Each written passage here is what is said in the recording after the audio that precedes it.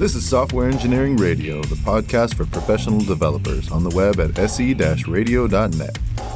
SE Radio is brought to you by the IEEE Computer Society and by IEEE Software Magazine. Online at computer.org/software.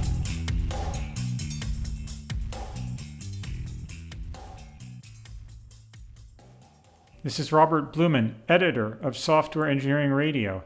If you're hearing this, that means you're a listener of the show. But have you ever thought about being a host? It's a great way to talk to some of the most interesting people in the industry and get 30 to 40,000 people to hear your thoughts. Contact us, team@se-radio.net for more information. Are you looking for a better way to track your engineering backlog? Do you want a project management tool that's both powerful and a joy to use? Give Clubhouse a try.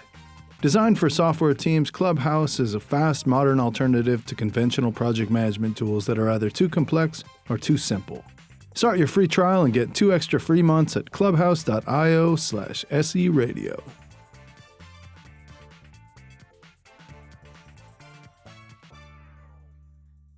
Hello, this is Adam Gordon-Bell for Software Engineering Radio. Today I'm speaking with Gabriel Gonzalez, creator of the Dhall configuration language and author of popular blog Haskell for All. Gabe, welcome to Software Engineering Radio.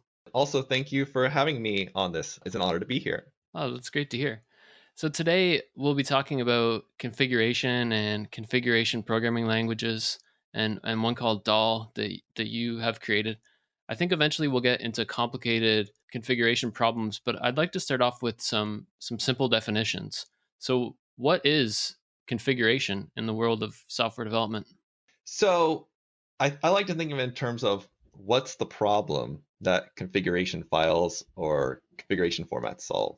Configuration files often arise when we want the end user to make changes to our software without needing to install any sort of programming language tool chain or having to rebuild a new executable and so forth, because those sorts of requirements are non-starters for most of our end users who might be non-technical, for example. Sometimes you can kind of avoid those issues. So for example, if your programming language is interpreted, then for example, like JavaScript, where the interpreter is their browser, then it might be fine to just configure the program in the same language. In fact, you see lots of live, test HTML, CSS, JavaScript combinations in your browser. And that works because the user already has the interpreter installed, so there's no other expectation from them. On the other hand, if your host programming language is, say, Haskell, which is a compiled language, usually has a very large sprawling tool chain, you might not want to ask users to install that if they want to configure your program. So that's the high-level requirement for that configuration design to solve, make it easy for users to customize program behavior with little to no effort on their part. Ideally, it should be in a format that's easy for them to understand, easy to modify, doesn't require too much technical understanding or expertise. So that's how I think of configuration languages. So in your job, what type of things, what's an example of something you would put in configuration so users could modify that? An example of I don't know if this really qualifies as a configuration, but at our job, we distribute sets of content for network threat hunting. We're a cybersecurity startup. Users can create sort of little mini programs, kind of like Wireshark-like, but a little bit more powerful. They can publish and subscribe to them. And those packages of program definitions are kind of, in this case, they're Dhall files, but you could think of them maybe like JSON files, right? They're just sort of like lists of records. Each record contains maybe some definition, some metadata, stuff like that, just some configuration. That's an example of what we do. We might use it for at work.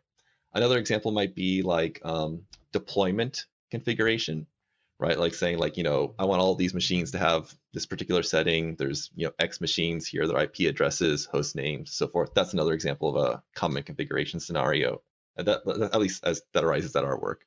What's the most complicated configuration file that you've come across?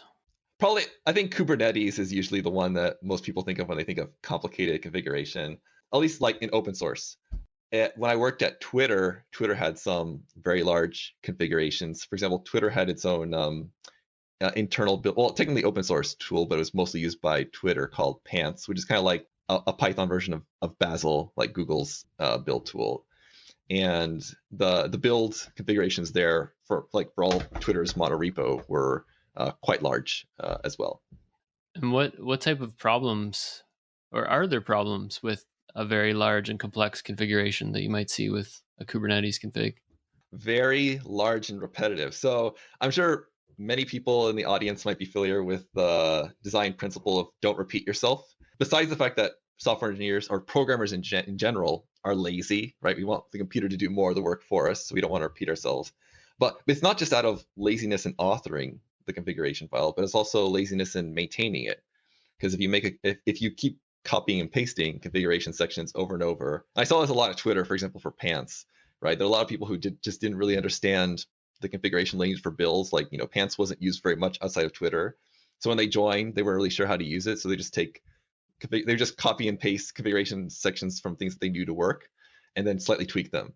And the problem when you do that, well, there's several problems. One is that it's harder to maintain, because now anytime you need to make a change, you need to find all the copy and pasted versions and make the matching change. Second, you're not even really sure if it's the right thing to do to modify all the matching versions, because when you copy and paste something, you lose the original intent, right? Because you're basically, when you create an exact replica of the original configuration section, are you really saying, I want all these configuration fields to be exactly these ones? Or are you really saying, I want it to be the same as that thing over there with this one tweak? That in the course of copying and pasting it, you lose that information, that intention. That makes sense. That's my experience working with builds in general. Whenever I need to get a new Jenkins build going, I feel like I find a similar service and start with whatever it had. Yeah, I understand. So besides Dhall, which we'll get into, what formats are most popular for configuration? It depends on the domain. So for example, for build tools like Python or Bazel, it tends to be a custom format. Like I think Skylark or Pants had this Pythonish language. Nix is another analogous thing to Bazel. It has its own custom language. For ops, YAML and JSON, very common in that domain. For Unix software development, maybe ini files, or maybe some ad hoc format like the ALSA audio configuration format. So it really depends a lot on the domain. But at work, I do a lot of ops and infrastructure related stuff. So I tend to interact more with JSON and YAML as configuration format. You mentioned this problem that YAML can have, I assume, or JSON or INI files is the duplication of, repetitive code or repetitive configuration. So one solution I've seen for this in the past is a C++ application will use Lua as its configuration language, or Chef uses Ruby, right? So you're hey, I have the full power of a programming language at my fingertips, right? So is that a good idea? Are there downsides to that? So one of the upsides of that is that you can deliver a lot of customization potential to users. And I think one of the more commonly cited downsides, even if the language is easy to distribute, easy to interpret, is that it can lead to configuration files which are very difficult for people to understand. Because there's a tension in software engineering in general, and also for programming languages or configuration formats specifically, which is that generally the easier you make it to write something, the harder you make it for other people to read. And vice versa, the more you force it to be easy to read, the more you have to constrain it and make it harder to write. So generally, the more powerful the configuration format, the more difficult it can be for other people to understand or comprehend what's going on. And that's what you don't want in a configuration format. You want it to be easy to understand, easy to analyze, because very often configuration file mistakes are one of the most common sources of outages and production failures. There's a post written by, I believe, Dan Liu, where he talked about postmortems at Google. And I believe he said that one of the most common sources of runtime failures was just due to invalid configuration files. And often people don't test or review configuration files to the same standard that they do code. And that's one of the reasons why it can be difficult to safely change them.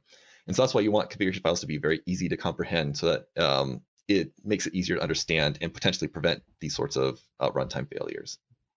You mentioned, I think before, that you work on some sort of network security product. I assume that there could also be concerns that if I'm allowing a full interpreter to run in my configuration layer, that could be a security risk? Do you view that as such, or? Yes. In fact, one thing I haven't talked about is so far I've been kind of implicitly assuming that we're configuring, let's say, an executable that the user has installed on their system. But there's other ways we can deliver code to users. So for example, like we could host a service that either the users interact with directly through an API or a front-end web app that interacts with that service indirectly for us. Or maybe we're delivering JavaScript code, which the user is running in their own browser. And we don't want to, and especially in the case where we're running a service hosted in our own data center, accepting API calls from potentially untrusted users, we don't want to be running arbitrary code which the users are handing to us. That's a huge security vulnerability. So for example, that could be used to maybe just delete stuff on our production servers or leak secrets or do all sorts of harmful things. So we really want to restrict what configuration formats can do in order to keep whatever environment they're executing in as safe as possible. So are you speaking of a scenario in which you have a cloud-hosted service, but various customers can bring their own configuration to the service? Yeah, exactly. Ideally, I want to make that possible. That's one of my goals. Oh, that's interesting. I haven't come across that before. So it sounds like to me there's configuration that's like declarative on one side that you're talking about that's like YAML. And then on the other side, there is like using something much more flexible. And you're saying the downside, there's a trade-off, right? One's easier to read, one's easier to write.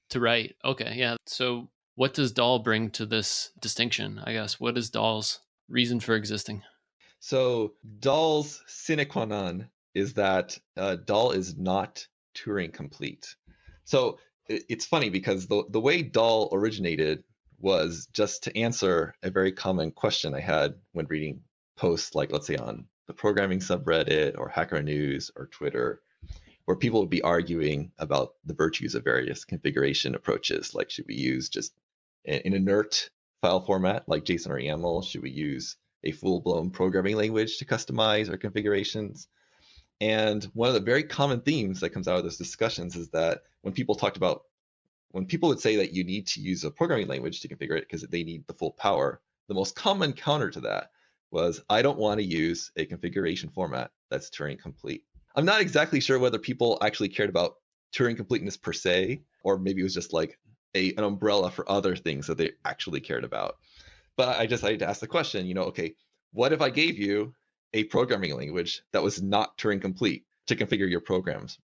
And so it would give you all the expressivity you want, but enough restriction that you couldn't do dumb things in this language. Would you still be okay with that? And it turns out like some people thought, yeah, that is exactly the balance that I was trying to strike. What does it mean for a language to be not Turing complete? So there's a pedantic definition, but I'll just say I think it's close enough to say that you can't, if it's not Turing complete, then all programs can halt, or at least you can statically know if they're going to halt. In practice for Dhall, it just means that all programs are going to halt. It doesn't guarantee things like when it's going to halt, right? Could take longer than the heat death of the universe. I'll be dead by then before it halts, right? But at least says that at some point, if we wait long enough, it's going to terminate, right? It's not going to go into an endless loop or hang or anything like that. I'm trying to fit this in the context of what you said earlier. So there's a full programming language, and then there's a declarative format. And then you're saying the advantage of Dhall is that it can complete running. Whatever the step is that turns it into a declarative format is limited. Yes. Like if I had a Ruby file that was my configuration, if I was actually able to just run it and then at the end it produced YAML, then that would be an inert format. By evaluating it, I've made it inert. Well, it's not just like if all you have to do is just run, like Dhall is something that Ruby does not do, right? Because if your result is just a record, then you can technically run any programming language to produce that record. That makes sense. I'd like to maybe approach what Dhall looks like by comparing it maybe to something simpler. So if I were to write like a JSON format, right, then like I have access to a certain amount of primitive types, right? And I kind of build up like an object structure, I guess it's basically like a tree, but you can nest things inside of each other. So what primitives does Dhall have for holding data? So first off, it has the same primitives JSON has. It has records, or I guess what some people might call dictionaries or maps.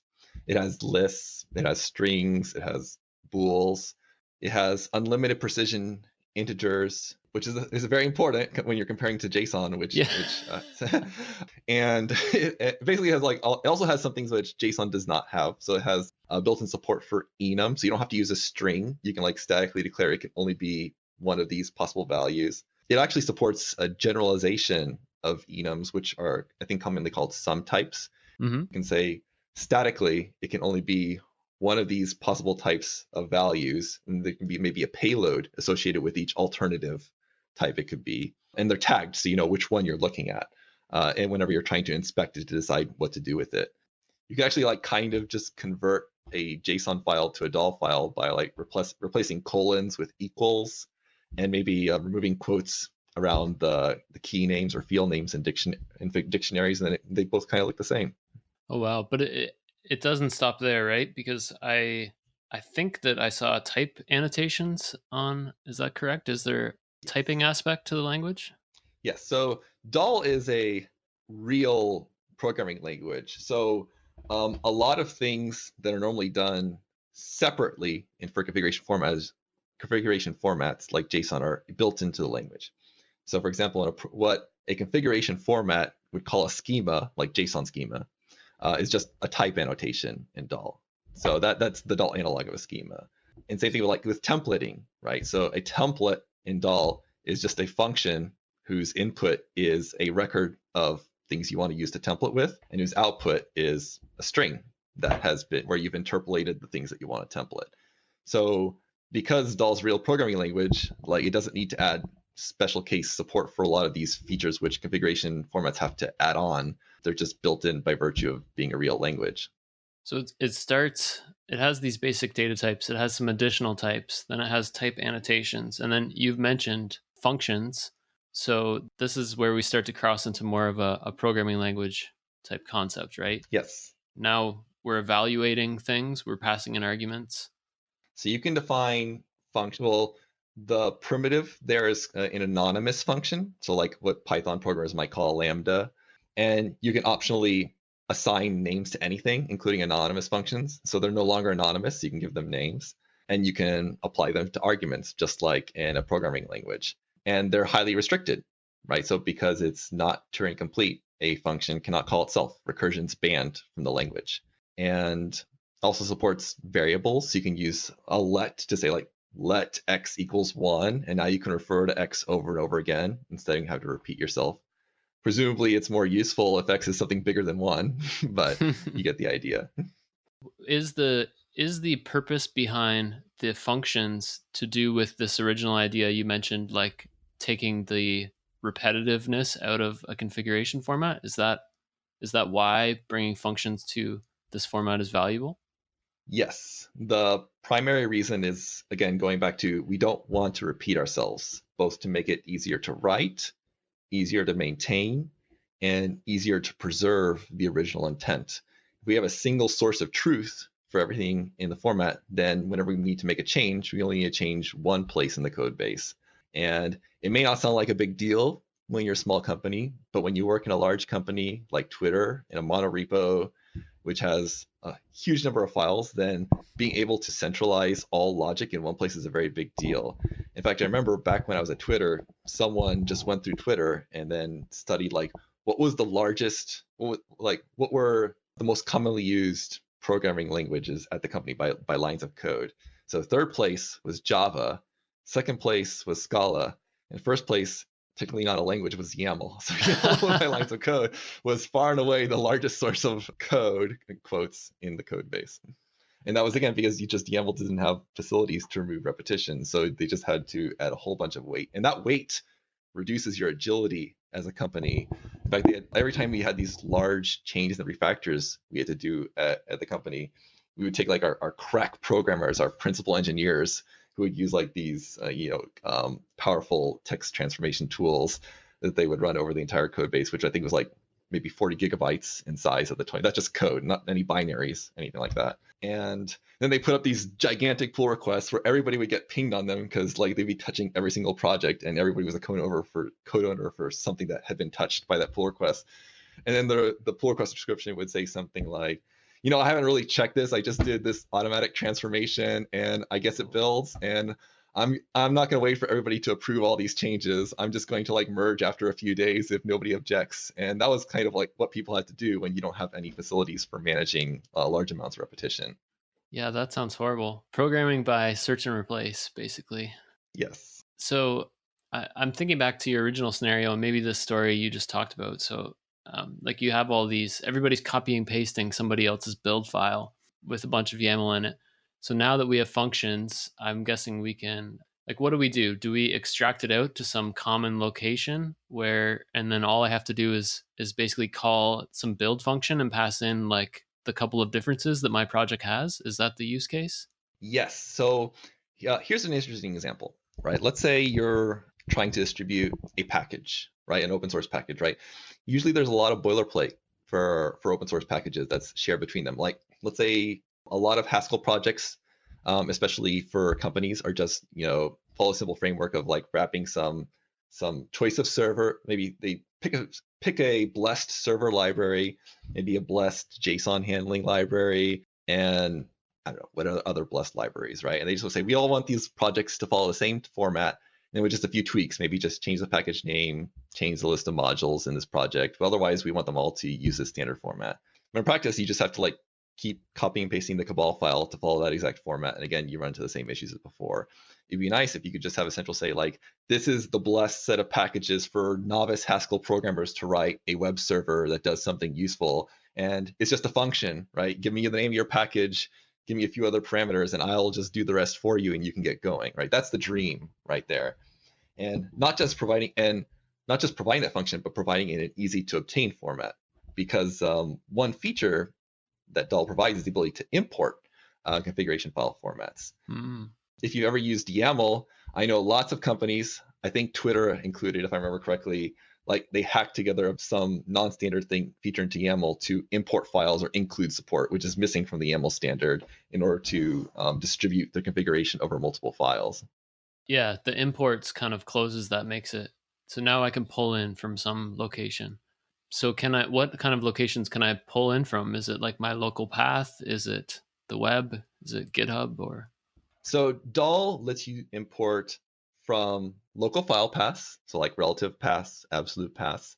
You can import from environment variables, arbitrary expressions. You can also import from the web. So you can import, given a URL, which hosts a UTF-8 encoded Dhall source code, you can just fetch an expression from that and it will embed it into the program as if you had just written it there. What's neat about Dhall is not just the fact that you can import from remote expressions safely, but the actual syntax for doing so. Like a lot of programming languages, the way you import something is you say like at the top of your file, import foo.bar from some package and bring these names into scope and so forth. In Dhall, like given a path to some other expression, if it's like a local path or a URL, you can just copy and paste that anywhere in the syntax tree. It will be as if you had copy and pasted, in a principal way, as if you had embedded that expression directly there in the syntax tree. Ah, interesting. So you can say like 1 plus example.com/foo, right? And if example.com/foo contains a number in it, it will fetch that number and add it to 1. And then it's a very lightweight way of publishing expressions and subscribing to them.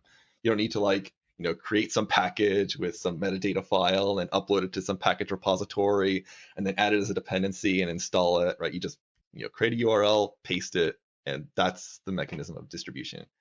It seems very flexible. I can understand how this would be great, removing all this duplication within Twitter. I guess possibly it sounds like it could bring up more security ramifications because now I'm pulling in arbitrary code into my configuration process. Yes, so Dhall's support for importing from URLs is the most controversial feature of the language. But the language is actually a language that was built from the ground up to take into account language security concerns. So probably the strongest thing that the language offers is that it's not only not Turing complete, because again, Turing complete is just sort of an umbrella term for things that we actually care about. It's a sandbox language, meaning it's pure. So you can't actually like really do anything in Dhall other than compute a pure value, right? The only side effects the language permits is to fetch things from URLs or from file paths or so forth, right? But it can't, for example, it can't delete a file. You can't use it to upload something to like some secret sensitive file or secret to S3. You also, and like I'm sure many people in the audience are thinking like, oh, I'm pretty sure I could craft some clever way to exfiltrate data, like through choice of headers or things, or the choice of the path that I choose to import from. But Dhall actually is a step ahead of you, has already thought through that. So for example, remote paths, or any path really, cannot be computed. So you can't leak program state through the choice of path that you request. Paths are resolved. All paths are strictly resolved. So you can't use whether or not a path was requested to determine what the state of the program was. If paths can be pinned, so like if you import something from, actually all paths, even local ones, but especially remote ones, they can be protected with a hash, which is technically called a semantic integrity check. And that essentially freezes the import, so that if the import ever changes in any way, the import will be rejected to prevent somebody from injecting new behavior into your program that you did not expect. So there's all sorts of protections in there that you wouldn't know from first glance just from hearing the fact that Dhall allows you to import from URLs.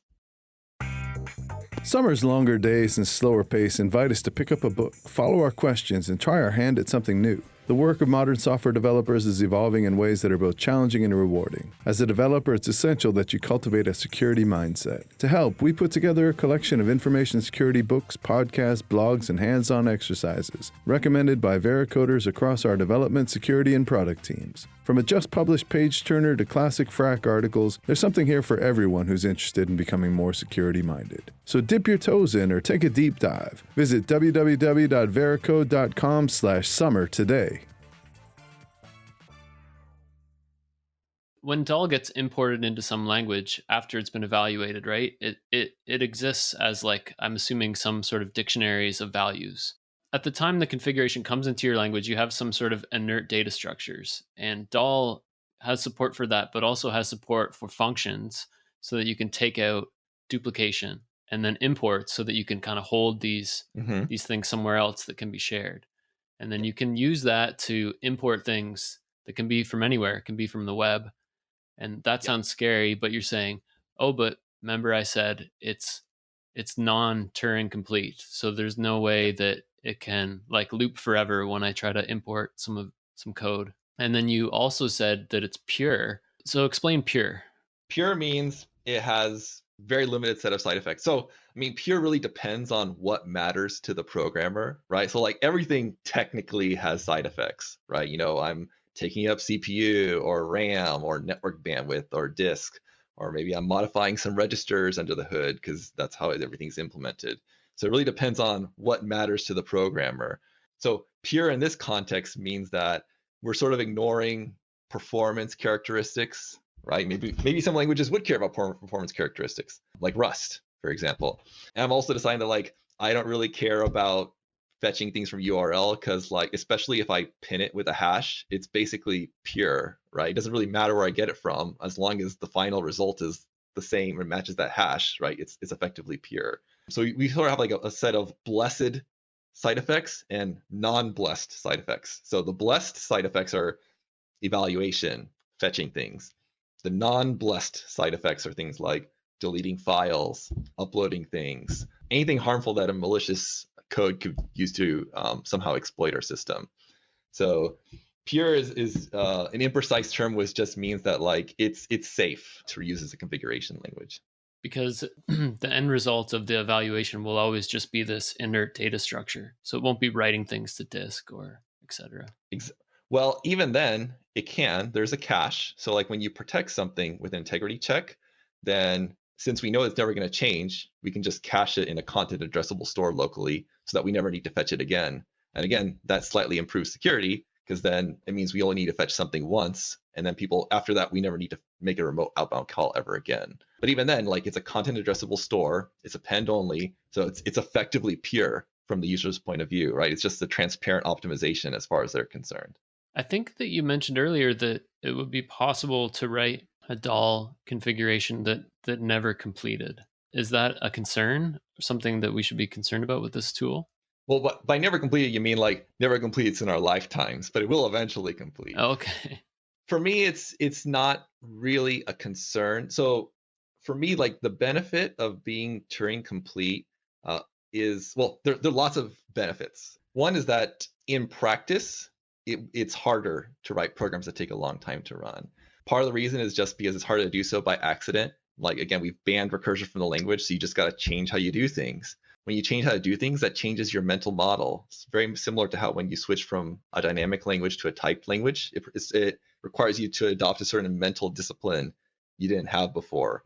And programming in a non-Turing complete language, it's the exact same transition. You acquire a new mental discipline and you start to think about your code in a different way. And both just the feature itself and that mental discipline mean you just tend to have fewer long-running programs. And also, like, in order to be Turing complete, you have to get all sorts of other things right, which are good things in and of themselves to get right. Like you got to have a type system or some sort of a static analysis to even be able to say that you're not Turing complete. Because if you don't, there's lots of ways you can create infinite loops.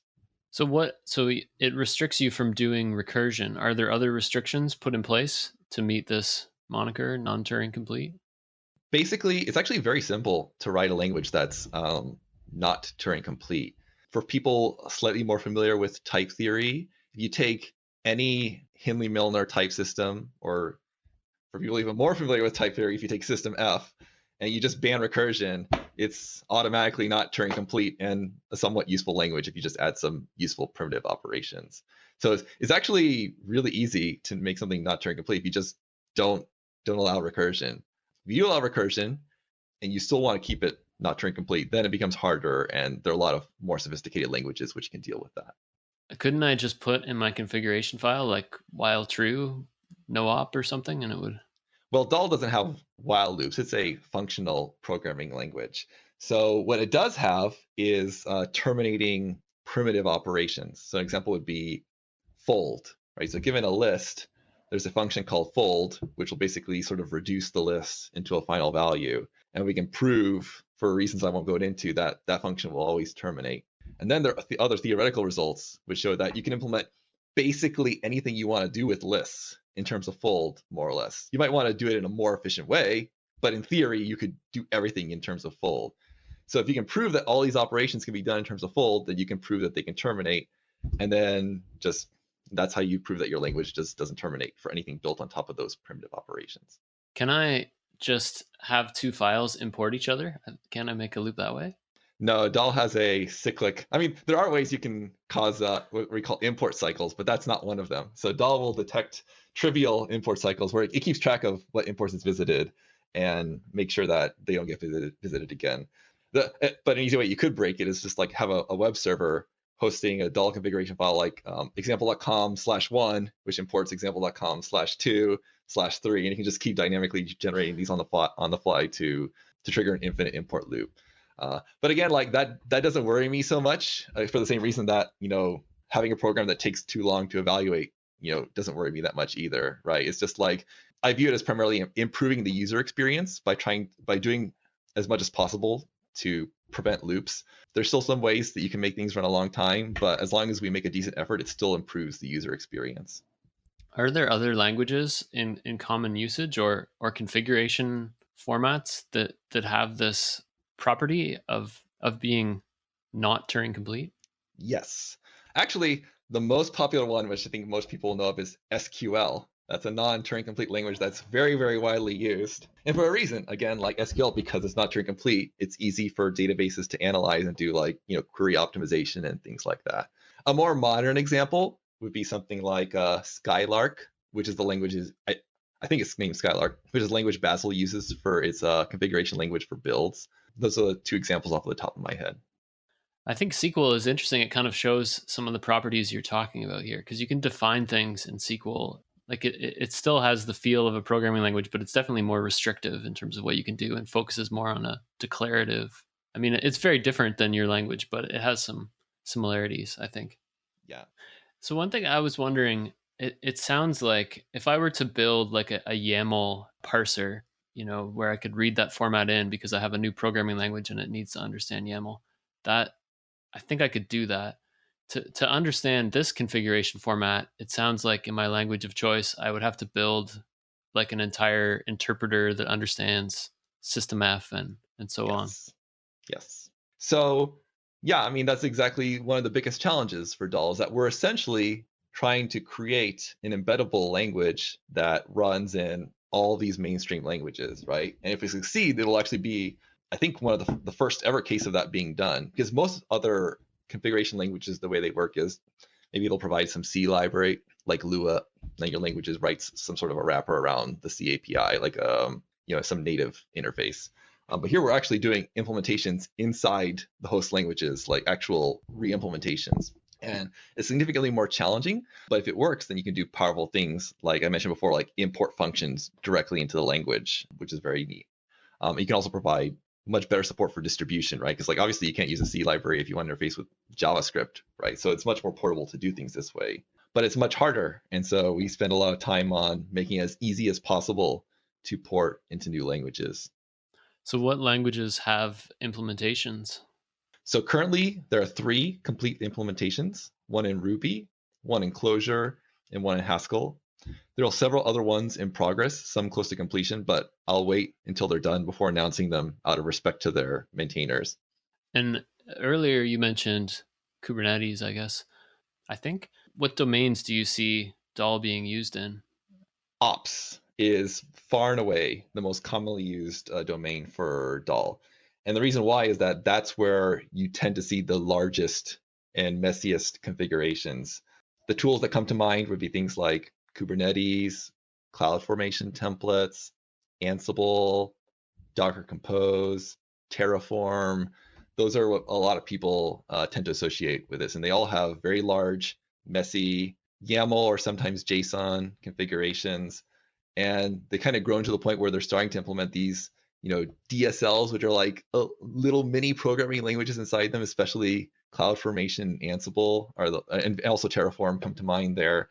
And because they sort of like hacked together this domain-specific language inside of JSON or YAML, you get kind of the worst of both worlds, which is that it's really difficult to understand because there's no editor or tooling that will tell you that your CloudFormation template is a valid program, right? It can tell that it's well-formed JSON, right? But that's not what you're looking for, right? What you really want is like a type checker, right? Or a more sophisticated syntax checker that understands this domain-specific language that they've built, right? You don't get that.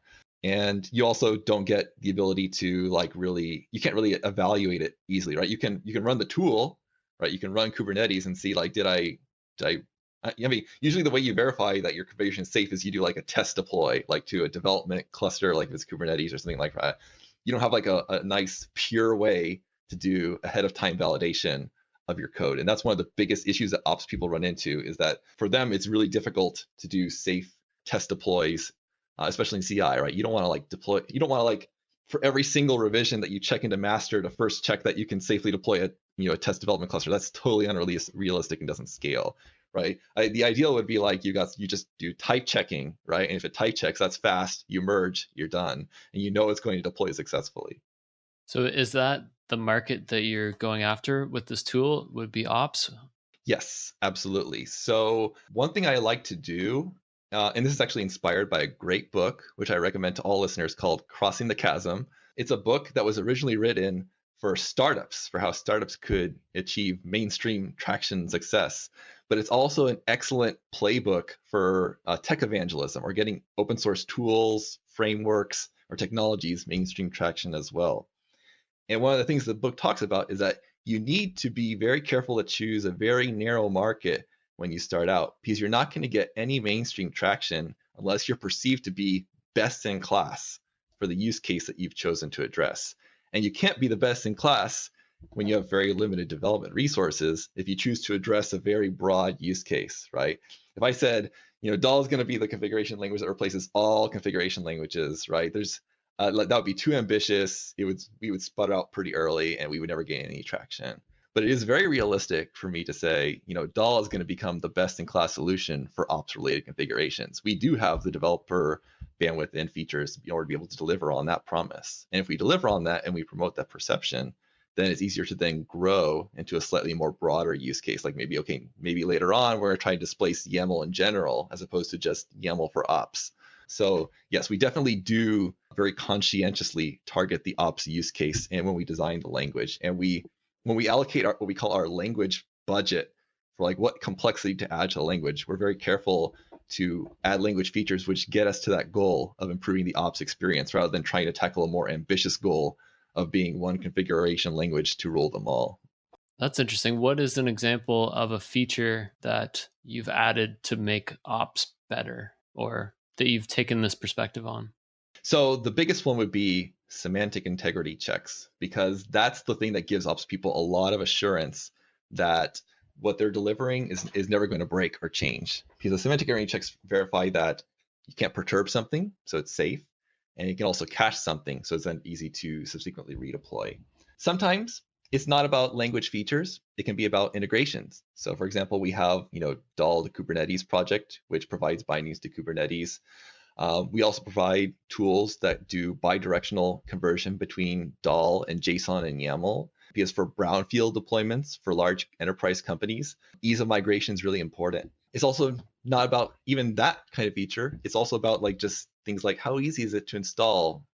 How easy is it to obtain? Like, is there a Docker image for it? How big is the executable? Is it statically linked? How many platforms do you support? Do you have a package for my favorite operating system distribution? Little details like that really all contribute to, in this case, the ops use case, where they really care about distribution. It's a really big deal for them. Very low dependencies. Ops people hate things with lots of dependencies because they're at the bottom of their company stack, and everything depends on them. So they want to have as few dependencies as possible, while there's like often a flight to things like Bash or JSON and YAML, which are very dependency minimal. And that feature that you mentioned, generating JSON or YAML from your Dhall configuration, that sounds like that would be very useful if I was trying to like push adoption of this, right? I wanted some flexibility. I wanted the ability to have functions, but my tool or my team, they still expect like a YAML config. Yes. So it makes it very easy to integrate with tools that have a hard requirement that things have to be YAML. And I think one of the things that has made Dhall really easy to get into companies is because it doesn't really require any permission from leadership to try it out. Because like I remember back when I was at Twitter, like I was a big Haskell evangelist back then, never got it adopted. And part of the reason why it was so difficult to get it adopted is just because the Haskell toolchain is so hard to get into the door, right? Let's say we have these, CentOS machines running a really old operating system, and they need to, and then maybe they want JC to be installed as a certain type of package is appropriate for that operating system. And then even then you got to get permission from the ops team to get that package installed on production systems, just so you can begin to use, let's say, Haskell or scripts, let's say. Whereas like, Dhall, you can just get it as a, let's say, 3 megabyte Linux, totally statically linked executable. So like it's just like one curl away from being able to run it on your system, right? So you don't really need to ask anybody to try it out. You can use it in your pipelines without any real permission from you should get permission from other people in general, but you can at least try it out and demonstrate value without having to go through any other teams to get it installed and get it going. And what is the thing that people have the most problem with when they come to it? If I want to, start using this for my Kubernetes config, where will I get tripped up? I think the biggest issue people run into at the moment is due to bottlenecks in the type checker, which we should be able to resolve soon in a few months, but I'll still explain the problem, which is that in the Kubernetes configuration, one of the big sells of Dhall for Kubernetes is that if it type checks in Dhall and then you generate Kubernetes from that, you're not going to get a bad Kubernetes configuration, right? Your system could still break for reasons that are specific to your company, right? But at least you know it's going to be a valid Kubernetes deployment. A lot of people really hate finding out that their deployment broke at runtime for Kubernetes. And so what they're trying to do is they're trying to encode as much information in Dhall's type system as possible. So like the Dhall to Kubernetes project is, I think, one of the larger Dhall open source projects. And I think it has something around 13,000 lines of code, Dhall code. And because they have a very detailed and granular usage of the types to make sure that to make invalid Kubernetes configurations unrepresentable in Dhall, so that people have as much assurance in the generated Kubernetes configuration. But as a result, that really stresses the type checker, both because of the granularity of the types and also the size of the configuration. So we have people who are currently working on optimizing that, and it's just work that needs to be done. Well, I can see why that would be a huge feature. Like type check your kube configs. Like that could be the tagline right there. Obviously, the language does much more than that. What a question that was coming to my mind when I was looking this over was, like, I understand there's these problems with having repetition, in your configs and wanting this sort of flexibility. It doesn't seem to me like the obvious solution was to write like a special purpose, non-Turing complete language. What are the roots of the idea behind this language? Yeah, so the language didn't originally start from me saying like I want to make ops better, right? Back when I created it, it was more just me trying to answer that academic question: are people okay with programmable configuration languages if they're not Turing complete? And you can see some of that in the language design, right? So the language has a very Haskell-like syntax, because when I originally made it, I thought it would only be used to configure Haskell programs, right? So it was optimized for that very narrow market of Haskell programmers that I was originally trying to address, even much narrower than ops, I can tell you. So the syntax still is Haskell-like because of that origin story. But then a lot of people who started using it in Haskell, started to inform me like, you're really onto something, and you could actually use this for things like ops-related use cases if you just took this all the way. So that really encouraged me to invest more into this project and try to make it applicable to a much broader range of users and try to make it a real thing. And now the main thing that sustains my interest in this project, even as the scope continues to broaden, is that I really feel it's like a nice way to show the value of total functional programming, especially with regards to language security. Because you can see that being like a really hot theme these days with things like both cybersecurity, blockchain, cryptocurrencies. A lot of people are now thinking a lot about language security and what do we need to do to make programming languages that are easy to analyze, easy to understand, easy to secure. And I feel like a lot of language security principles haven't really made it to the mainstream because there hasn't been like a killer app that has taken it all the way and shown a viable practical use case for it. And I think Dhall can be one of those killer apps showing the value of total functional programming and language security. You mentioned total functional programming. I don't think we've touched on that term yet. Oh, yes. Total functional programming is a programming where, I don't know what the pedantic definition is, but I think of it as like programs that aren't going to crash or hang or throw exceptions, meaning that evaluations, if the program type checks, then evaluation will always succeed. Because the C is kind of like E itself is kind of a broad word, but like, for example, like Dhall has optional values, kind of like nullable values in programming languages, right?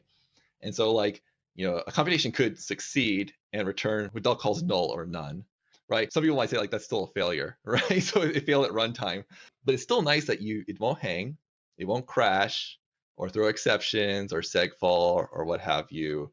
In particular, if things type check, you just know it's going to work, right? It's just one less thing to wake you up in the middle of the night or late on weekends when you just want, like, I really like software that is low maintenance, right? That's kind of one of the reasons I got into Haskell in the first place, is I really love that.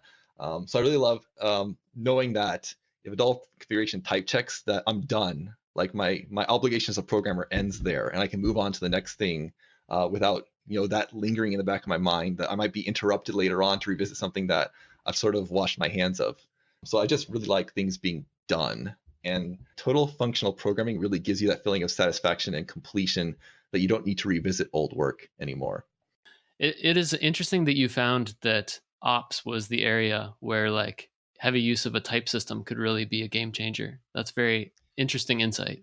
Well, I shouldn't take the credit for that, because the only part where my input was figuring out that it would be good for configuration languages. Because one of the issues I ran into early on when trying to design what were the set of primitives for Dhall is that it's very hard to figure out like what is a sufficiently large set of primitives that are total but still useful enough, right? So I was trying to think about, okay, what's the domain I'm trying to target here? Like it would be like high performance computing or I don't know, what have you. And I was like, well, what if I just said configuration languages, right? Because the expectation there is so low that you don't need to really have a very large set of primitives to deliver on the promise. And then it also makes it much easier to implement the language, again, because if we want to have a portable language with multiple bindings, we really need to keep the set of primitives as low as possible. So configuration I chose just for ease more than anything else. And it was the users who then informed me that like this was really taking off in the ops use case. And that's when I began to realize that there was a fit between types and reducing repetition and maintainability, and then this use case of like these large and sprawling YAML configurations. And then I just really lent into that. Oh, that's a great story. So Gabe, I think that this has been a lot of fun. I've learned a lot, and I think the listeners will as well. So thank you for coming on the show. Thank you for building Dhall. Where can listeners find out more about you and about Dhall?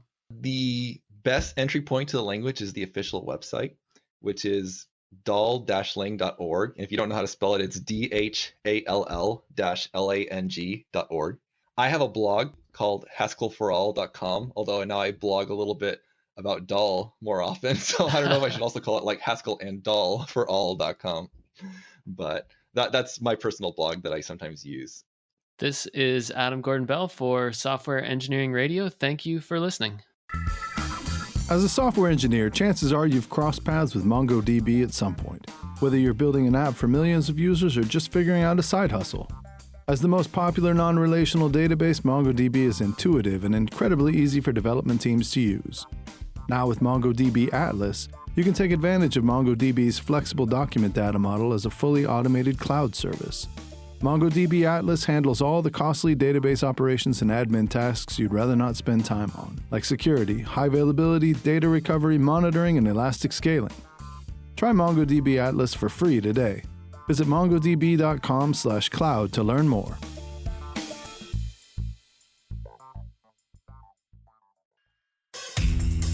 Thanks for listening to SE Radio, an educational program brought to you by IEEE Software Magazine. For more about the podcast, including other episodes, visit our website at se-radio.net. To provide feedback, you can comment on each episode on the website or reach us on LinkedIn, Facebook, Twitter, or through our Slack channel at seradio.slack.com. You can also email us at team@se-radio.net. This and all other episodes of SE Radio is licensed under Creative Commons License 2.5. Thanks for listening.